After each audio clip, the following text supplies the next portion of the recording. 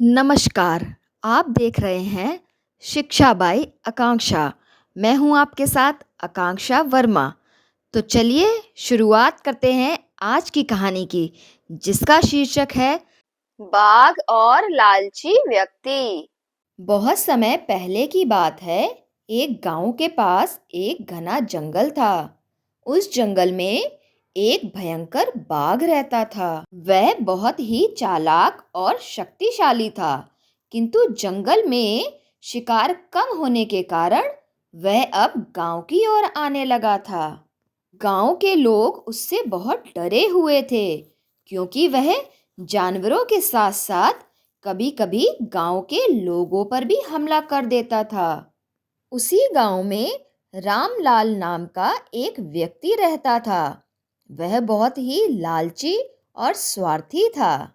उसका मानना था कि पैसा और दौलत ही सब कुछ होता है, और वह हर समय यही सोचता था कि कैसे पैसे को जल्दी से जल्दी कमाया जा सके। रामलाल को जंगल में जाना बहुत पसंद था, क्योंकि उसे वहाँ छुपी हुई गुफाएं और खजाने ढूंढने का मौका मिल जाता था।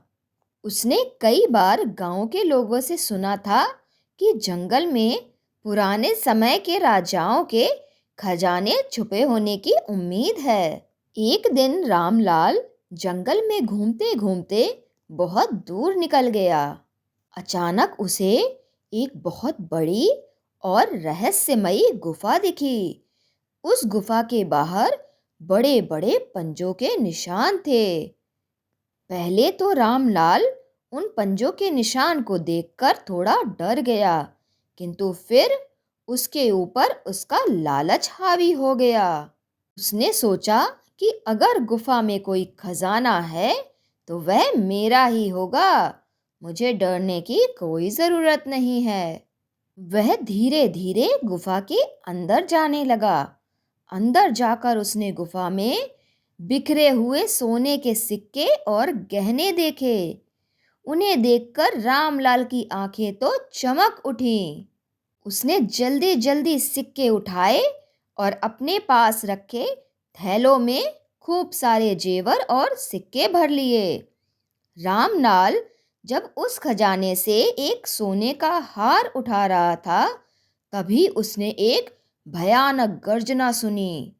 रामलाल का कलेजा तो मुंह को आ गया। उसने देखा तो वहां एक विशालकाय बाघ खड़ा था। बाघ की आंखें गुस्से से जल रही थी और वह रामलाल को घूर रहा था। बाघ गरजते हुए बोला कि मूर्ख इंसान, तुम मेरा खजाना लेने आए हो?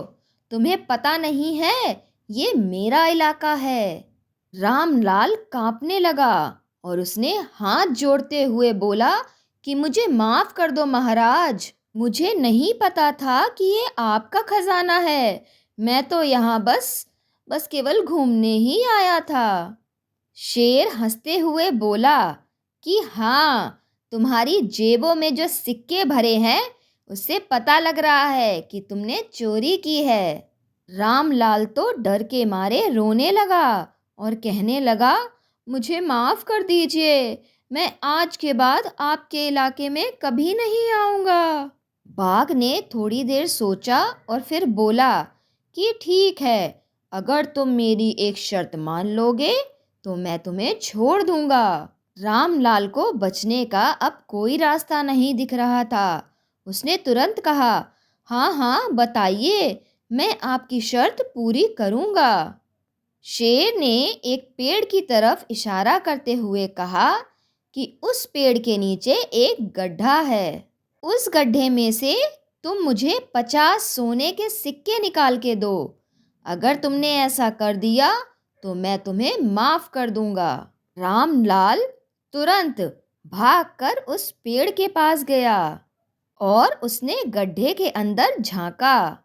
वहां कुछ सिक्के दिखाई दिए, किंतु जब उसने हाथ डाला तो वह गड्ढा इतना गहरा था कि उसके हाथ सिक्कों तक पहुंच ही नहीं रहे थे। रामलाल ने सिक्के निकालने के लिए गड्ढे में और अंदर जाने की कोशिश करी। और अचानक से उसका पैर फिसल गया और वह गड्ढे में जा गिरा। बाघ ने जोर से हंसते हुए कहा कि अब तुम्हारा लालच ही तुम्हारा अंत कर देगा। बिना सोचे समझे तुमने खजाने का लालच किया और अपने ही लालच में फंस गए। रामलाल गड्ढे में फंस चुका था। वह चिल्लाने लगा कि कृपया कर कर बाघ महाराज मुझे बचा लीजिए, मुझे बाहर निकाल लीजिए। लेकिन बाघ वहां से चला गया और बोला, अब तुम वहीं फंसे रहो और अपने लालच का फल भुगतो।